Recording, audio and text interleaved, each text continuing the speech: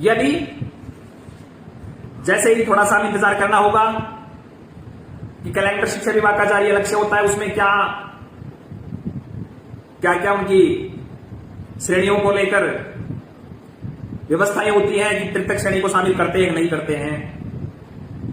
आगामी रणनीति तृतीयक श्रेणी को शामिल करने और ना करने में है। मैं वरिष्ठ अध्यापकों से आह्वान करूंगा, यदि ऑनलाइन आवेदन स्वीकार करने में दोबारा से आपका शुरू कर देते हैं और तृतीयक श्रेणी के साथियों को साथ नहीं लेते हैं, यदि आपका जमीर जिंदा है और आपको यह लगता है कि राजस्थान एकीकृत शिक्षक महासंघ ने आपके लिए संघर्ष किया है, इस सरपाल लाद्रवाल ने आपके लिए थोड़ा बहुत कुछ अपना त्याग किया है, तो थर्ड ग्रेड के साथियों के आपको मैदान में आना होगा। तबादलों के लिए लिस्ट आने तक और लिस्ट में नाम आने तक जो पीड़ित है, शोषित है, जिसको वास्तव में तबादलों की दरकार है, उनका ट्रांसफर सुनिश्चित होने तक हमें लड़ाई लड़नी है। वरिष्ठ अध्यापकों और तृतीयक श्रेणी के साथियों को मिलकर लड़नी है। यदि सेकंड ग्रेड के आवेदन दोबारा से शुरू कर दिए जाते हैं, तृतीयक श्रेणी के नहीं करे जाते, तो सेकंड ग्रेड के शिक्षक साथियों का दायित्व बनता है कि तृतीयक श्रेणी के साथियों को साथ लें। और यदि दोनों से आवेदन लिए जाते हैं, तो फिर हमें ये लड़ाई तबादला लिस्ट जारी करवाने तक लड़नी पड़ेगी, साथ मिलकर लड़ेंगे। तो दोनों ही परिस्थितियों में हमें लड़ाई साथ लड़नी है। यदि आवेदन तृतीयक श्रेणी के नहीं लिए गए तो वरिष्ठ अध्यापकों का साथ देना है, और यदि दोनों से आवेदन ले लिए तो हमें फिर लिस्ट निकलवाने तक की लड़ाई लड़नी है। क्योंकि वही विधानसभा सत्र मानसून आ रहा है, वही उपचुनाव आ रहे हैं, वही पंचायत राज चुनाव आ रहे हैं। हमारी सीधी सी मांग होगी कि यदि आपने आवेदन ले लिया तो निर्वाचन आयोग के फैसले के अधीन, निर्वाचन आयोग के आदेश की अनुपालना में हमें आप ज्वाइन और रिलीव करवाइए। जो भी शिक्षक साथी निर्वाचन की प्रक्रिया में भाग लेंगे, उनको आप प्रक्रिया समाप्त होने के बाद रिलीव कर दीजिए।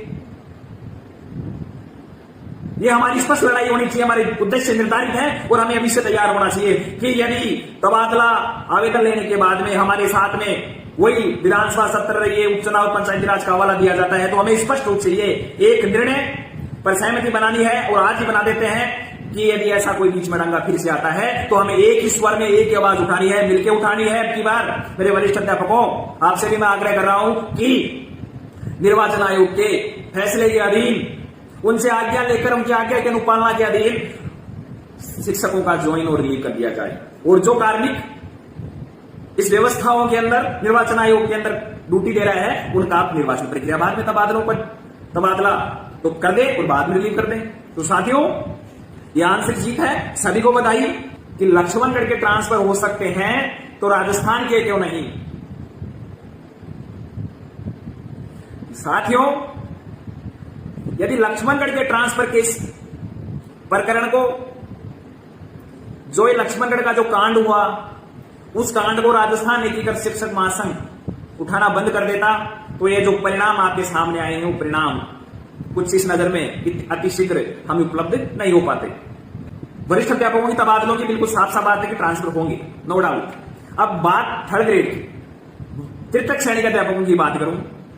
साथियों, जहां तक आज काफी उच्चस्थ प्रशासनिक प्रमुखों से मेरी वार्तालाप हुई, उनसे मुलाकातें हुई, मैंने भी स्पष्ट तौर से कह दिया कि जब उन्होंने कहा कि अब तो ठीक है, अब तो आप खुश हैं कि अब तो आज ये प्रेस नोट डाल रहे हैं, शायद शाम तक आ जाएगा, एक ही बात, वो श्रीमान महोदय, हमारी लड़ाई वरिष्ठ अध्यापकों से शुरू जरूर हुई थी, लेकिन इस लड़ाई का पटाक्षेप तृतीयक श्रेणी के शिक्षक साथियों के तबादलों से होगा।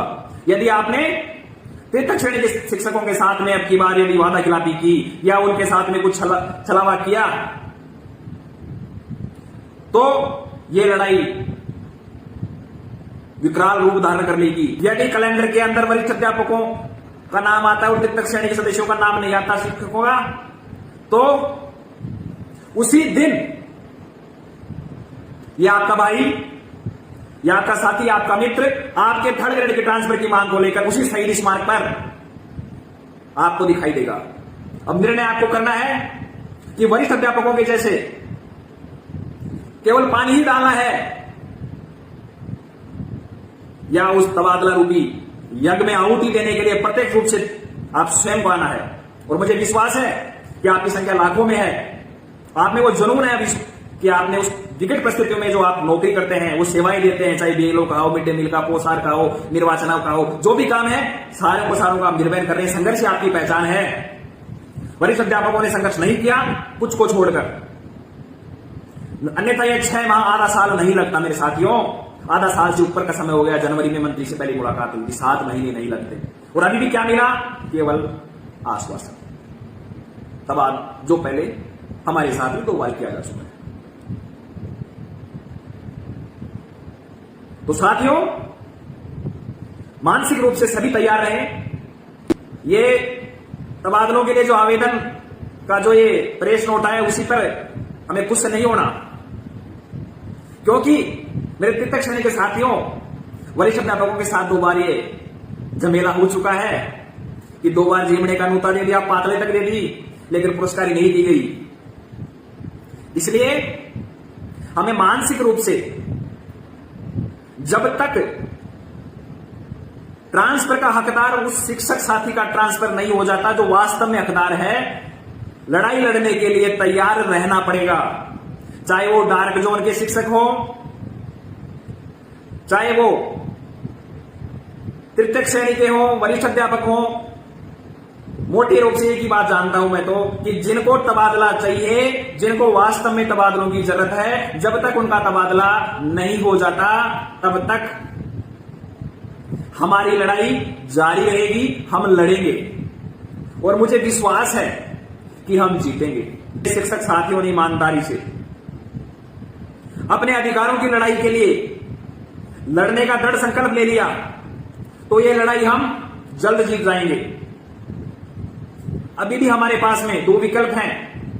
एक विकल्प कि हम तबादलों के लिए जो ये एक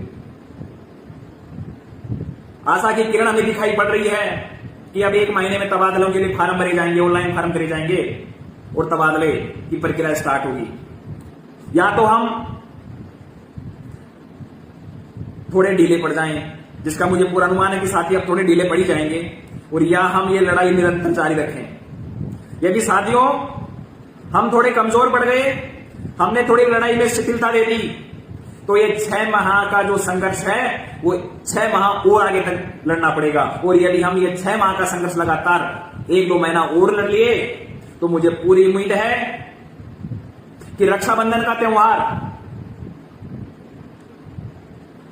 जो भी तबादलों के इच्छुक हैं, जिनको आवश्यकता है, जरूरत है, उन सभी की शुभकामनाएं हैं कि वो रक्षाबंधन का त्योहार अपने घर पर मनाएंगे, अपने परिवार के साथ मनाएंगे, अपनी बहन के हाथ, अपने कलाई पर बहन से राखी ट्रांसफर के साथ बनाएंगे।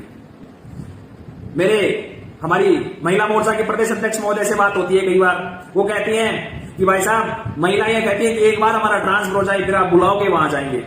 कुछ शिक्षक साथी भी यही कहते हैं। तो मैं आपसे कह रहा हूं कि वरिष्ठ अध्यापकों, आपका तबादला सुनिश्चित है, आपका होगा।